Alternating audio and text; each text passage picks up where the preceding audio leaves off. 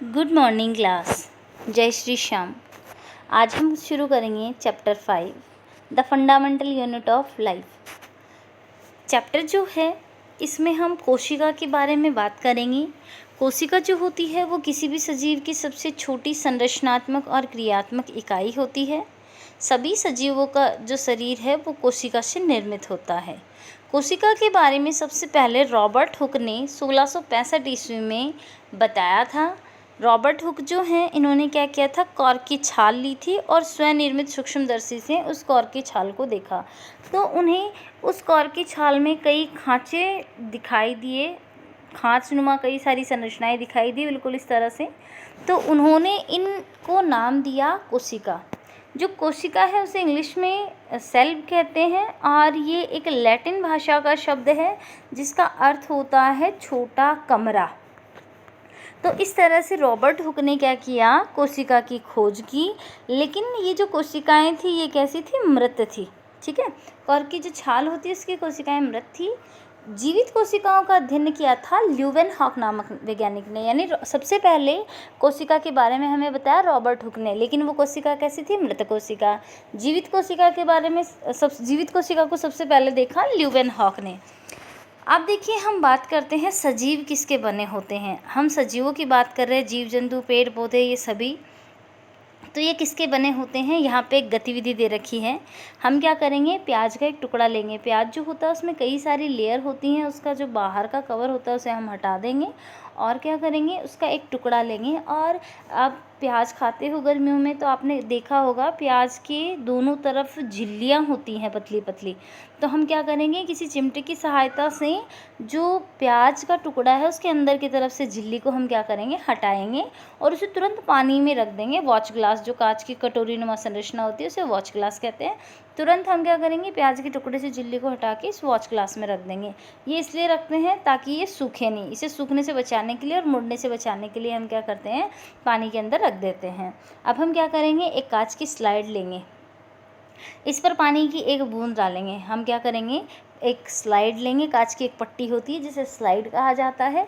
इसे लेंगे हम, इस पे पानी की एक बूंद डालेंगे और ब्रश की सहायता से हम क्या करेंगे, जो झिल्ली हमने पानी में डाली थी उसके छोटे छोटे टुकड़े हमने किए और उनमें से एक टुकड़ा हम क्या करेंगे, ब्रश की सहायता से स्लाइड पर रख देंगे।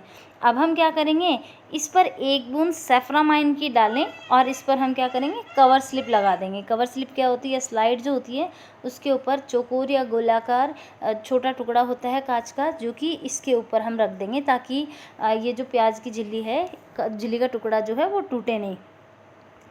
अब देखिए जब भी हम कवर स्लिप लगाते हैं स्लाइड के ऊपर तो उसमें ध्यान रखना कि पानी की बुलबुलें ना आए।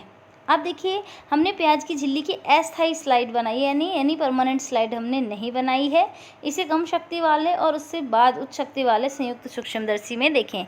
आपको यहाँ पे जो डायग्राम दिख रहा है ये माइक्रोस्कोप होता है जिसके अंदर हम क्या करते हैं, छोटी छोटी चीज़ें हैं उनको बड़ा करके देखते हैं। इसका ये वाला जो भाग आपको दिख रहा है, ये यहाँ पर हम क्या करते हैं, स्लाइड को रखते हैं, जिसे मंच नाम दिया गया है। ये चौकोर जो भाग है इसके नीचे हम यहाँ पे क्या करते हैं, जो स्लाइड हमने तैयार की है वो इसके नीचे रखेंगे और इसका ये वाला जो भाग है यहाँ से हम इसको देखेंगे। और यहाँ पे लेंस जो लगा हुआ, जो दर्पण लगा हुआ है, इसे एडजस्ट करेंगे और इसको जो स्लाइड हमने तैयार की है उसको क्लियर हम क्या करेंगे, देखेंगे। तो जब हम प्याज की झिल्ली जो है काटे, उसका टुकड़ा है बहुत छोटा सा टुकड़ा है, उसको माइक्रोस्कोप पे देखते हैं तो उसमें इतनी बड़ी बड़ी खांचे दिखाई देती हैं। तो जो सजीव जो होते हैं वो कोशिकाओं के बने होते हैं। कई सारी कोशिकाओं से मिलकर सजीवों का निर्माण होता है। कोशिका के आधार पर सजीव हैं जो दो तरह के होते हैं। एक तो होता है एक कोशिक जीव और एक होता है बहुकोशिक जीव, यानी यूनिसेलुलर और मल्टीसेलुलर। एक कोशिक जीव ऐसे जीव जिनका शरीर केवल और केवल एक कोशिका का ही बना होता है, एक कोशिक जीव कहलाते हैं।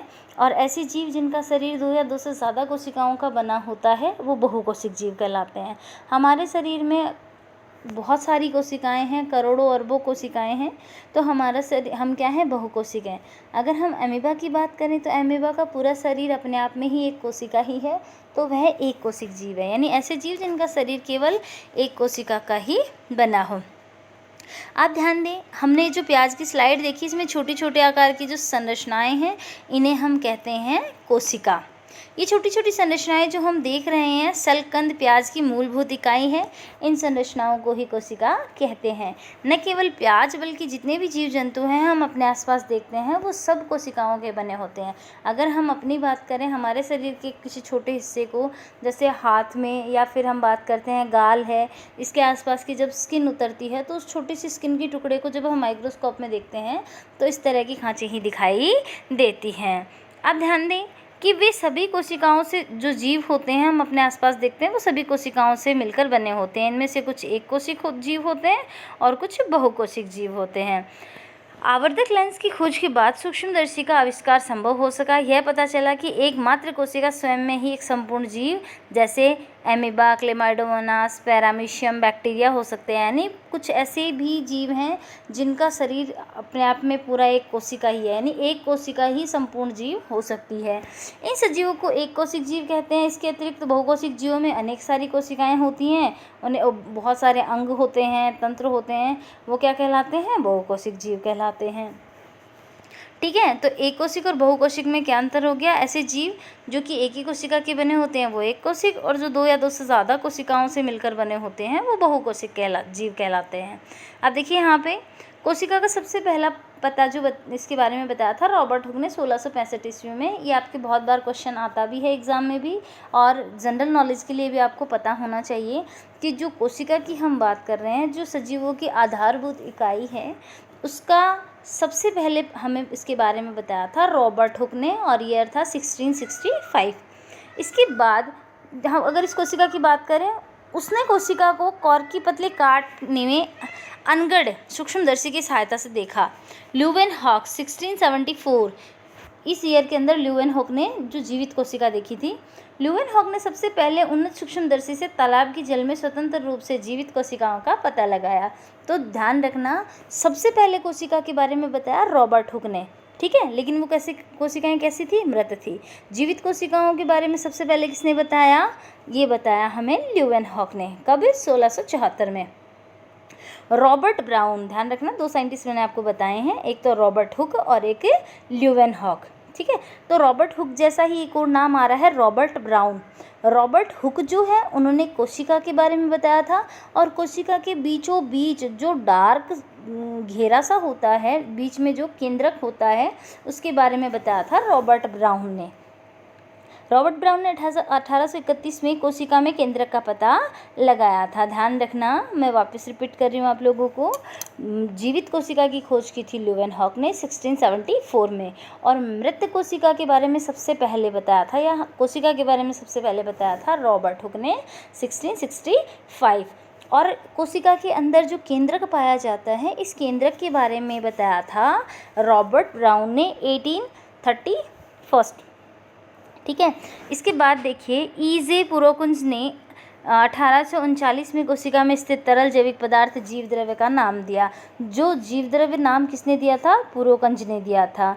दो जीव वैज्ञानिक स्लीडन और स्वान ने कोशिका सिद्धांत के विषय के बारे में बताया। ये इसमें थोड़ा मोस्ट क्वेश्चन है, क्योंकि कोशिका सिद्धांत आपके आगे भी आएगा, आगे की क्लासेस में, और इस क्लास में भी, इस चैप्टर में भी आप आगे देखोगे। कोशिका सिद्धांत किसने दिया था? स्लीडन और स्वान नामक ये दो अलग अलग वैज्ञानिक हैं जिन्होंने इसके सिद्धांत को दिया था। इस सिद्धांत के अनुसार सभी पौधे और जंतु कोशिकाओं से बने होते हैं और वे जीवन की मूलभूत इकाई हैं। ध्यान रखना, इस सिद्धांत के अनुसार क्या है? जितने भी सजीव हैं वो सब कोशिकाओं के बने होते हैं और कोशिका हमारी मूल संरचनात्मक इकाई है। उन्होंने बताया कि सभी कोशिकाएं पूर्ववर्ती कोशिकाओं से बनती हैं। कोशिकाओं की विशेषता क्या होती है? कोशिकाएं विभाजित होती हैं और नई कोशिकाएं बनाती हैं। जो हम वृद्धि की बात कर रहे हैं, एक छोटा बच्चा होता है, धीरे धीरे बढ़ता है, उसकी हाइट बढ़ती है और धीरे धीरे उसकी पूरा शरीर जो है बढ़ने लगता है। तो ऐसा क्यों होता है? कोशिकाओं में विभाजन के कारण। कोशिकाएं जो होती हैं वो विभाजित होकर नई कोशिकाएं बनाती रहती हैं। इस तरह से कोशिकाओं की संख्या बढ़ती रहती है।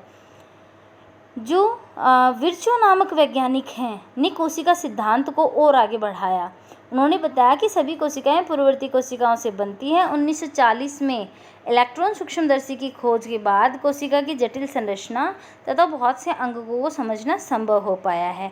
तो आज हमने जो बेसिक बातें करी हैं कोशिका के बारे में, अब अगली क्लास में हम क्या करेंगे, कोशिका के अंदर कौन कौन से भाग होते हैं उन सब के बारे में हम पढ़ेंगे।